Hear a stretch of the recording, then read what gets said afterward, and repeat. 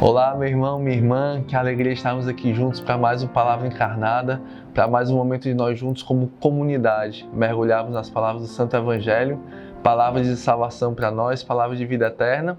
E hoje, dia 6 de setembro, segunda-feira, nós nos reunimos mais uma vez em nome do Pai, do Filho, do Espírito Santo. Amém. Vinde, Espírito Santo, e enchei os corações dos vossos fiéis e acendei neles o fogo do vosso amor. Enviai, Senhor, o vosso Espírito, e tudo será criado, e renovareis a face da terra. Oremos, ó Deus que instruístes os corações dos vossos fiéis, com a luz do Espírito Santo, fazei que apreciemos retamente todas as coisas, segundo o mesmo Espírito, e gozemos sempre de suas consolações, por Cristo, Senhor nosso. Amém.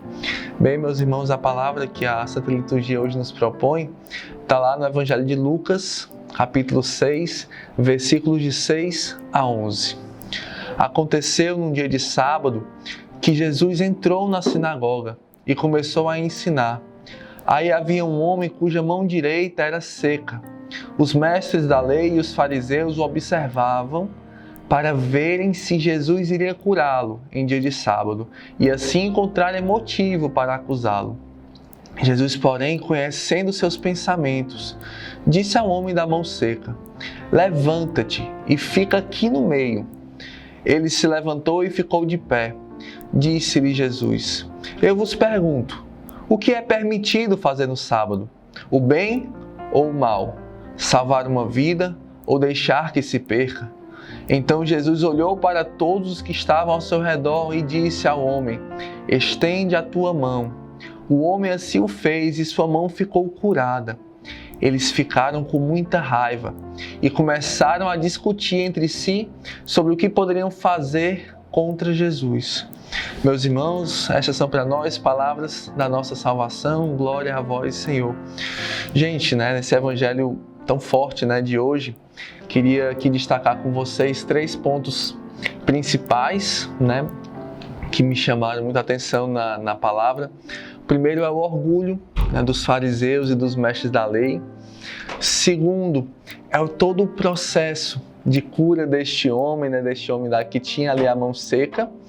E o terceiro ponto, é a grande novidade que o Evangelho traz, Um Evangelho que supera a lei, da lei antiga, da antiga aliança, pela nova lei, a lei do amor, a lei da graça, a lei da gratuidade do dom de Deus, Então vamos aqui mergulhar em cada um desses pontos juntos, Primeiro, dessa parte do orgulho dos fariseus, dos mestres da lei, a gente vê aí um claro comportamento deles, de se colocar no lugar de Deus, Seja através do seu apego às coisas de Deus e não a Deus mesmo, que impede estes homens de reconhecer uma ação ali milagrosa, uma ação salvífica, uma ação de se alegrar por aquela ação de Deus. Deus se manifesta ali na frente deles, Deus faz um milagre, faz uma cura, mas o seu orgulho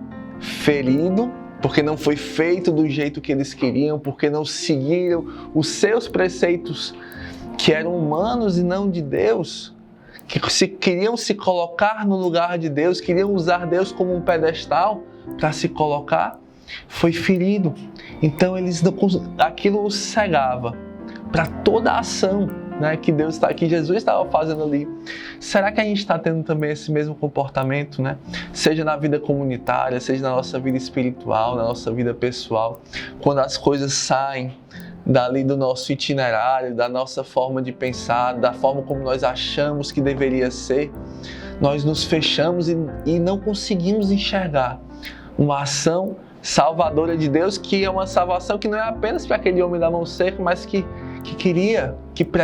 Jesus pretendia salvar ali a todos, inclusive os fariseus, inclusive os mestres da lei, inclusive você, meu irmão, minha irmã, que tem se fechado para tantas maravilhas que Deus tem realizado em nosso meio, porque as coisas saíram do seu controle, porque as coisas têm saído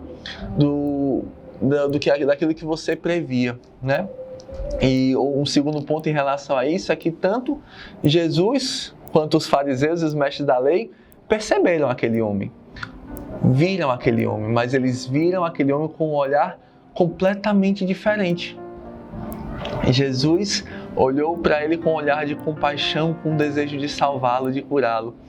Os homens, mestres da lei, fariseus, olharam para ele com desejo de acusar Jesus, com desejo de ver os seus próprios objetivos, que não era a maior glória de Deus, que não era a salvação da humanidade, mas que era o seu orgulho, né? Que era o seu poder, que era o seu status. E vejamos até que ponto, né, o pecado nos faz descer, quando a gente vai abrindo o caminho para ele. E nesse ponto terceiro, né, Jesus ele é muito duro. Jesus ele não compactua, ele não relativiza, ele não suaviza, mas ele enfrenta de frente com a sua luz, ele torna aquele mal manifesto, tá claro. Ele traz o homem para o centro.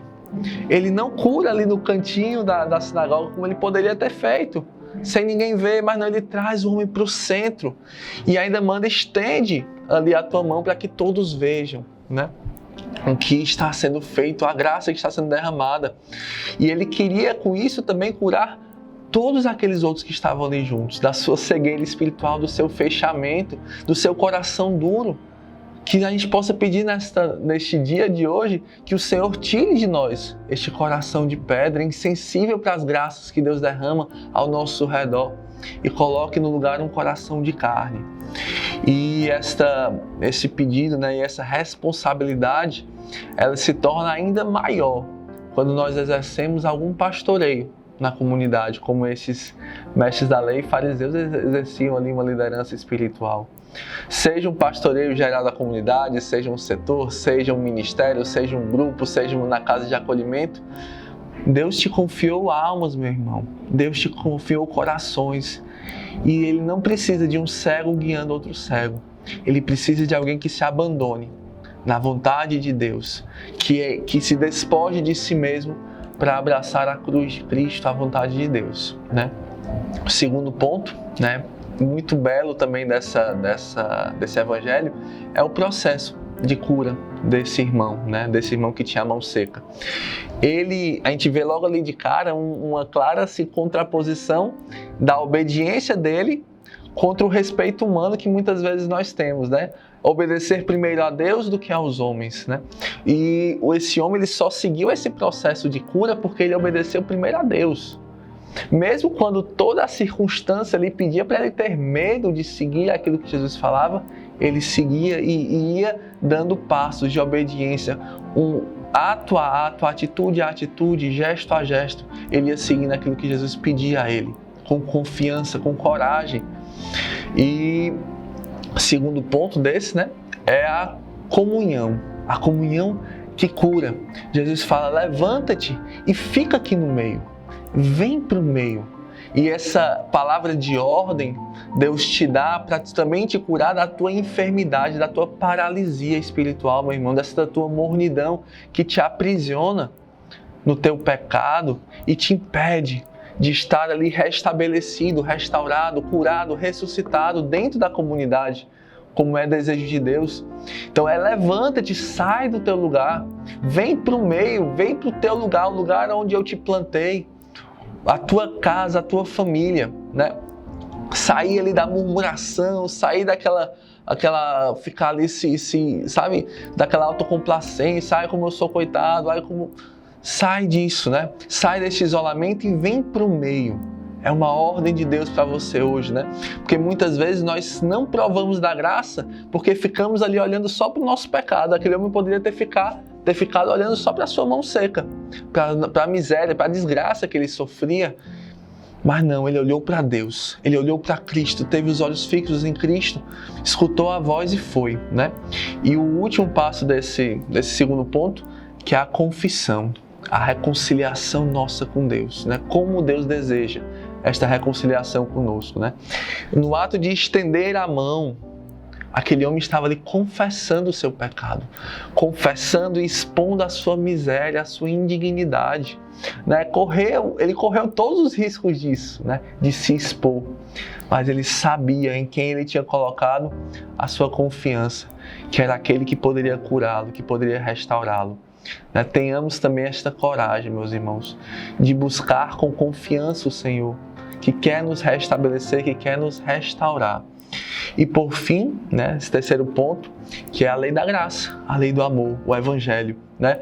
O homem não é o homem que existe para o sábado, e sim o sábado para o homem. Jesus coloca o homem no centro e coloca a graça como o grande alimento deste homem, a grande força que transforma, que justifica, que cura, que torna o homem capaz de Deus, né? Não é mais a lei, mas é a graça, é o amor, né?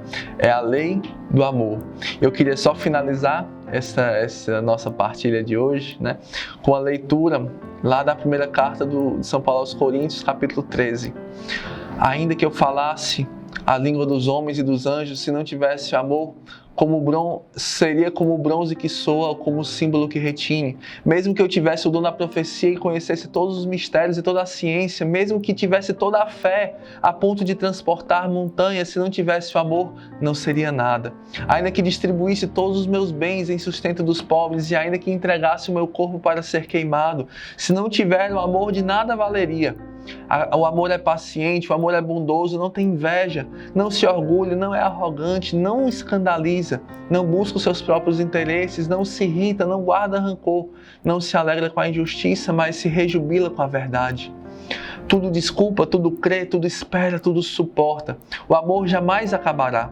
As profecias desaparecerão, o dom das línguas cessará, o dom da ciência findará. A nossa ciência é parcial, a nossa profecia é imperfeita. Quando chegar, porém, o que é perfeito, o imperfeito desaparecerá. Quando eu era criança, falava como criança, pensava como criança, raciocinava como criança. Desde que me tornei homem, eliminei as coisas de criança. Hoje vemos como por um espelho, confusamente, mas então veremos face a face. Hoje conheço em parte, mas então conhecerei totalmente como eu sou conhecido. Por ora subsistem a fé, a esperança e a caridade, as três. Porém, a maior delas é a caridade, é o amor, né? Palavras do Senhor, graças a Deus, que Nossa Senhora possa nos ajudar a também ter no nosso coração gravada, entronizada esta lei do amor, né? Que nos amou primeiro e que nos ensina a amar também. Ave Maria, cheia de graça, o Senhor é convosco. Bendita sois vós entre as mulheres, bendito é o fruto do vosso ventre, Jesus. Santa Maria, Mãe de Deus, rogai por nós, pecadores, agora e na hora de nossa morte. Amém. Em nome do Pai, do Filho e do Espírito Santo. Amém.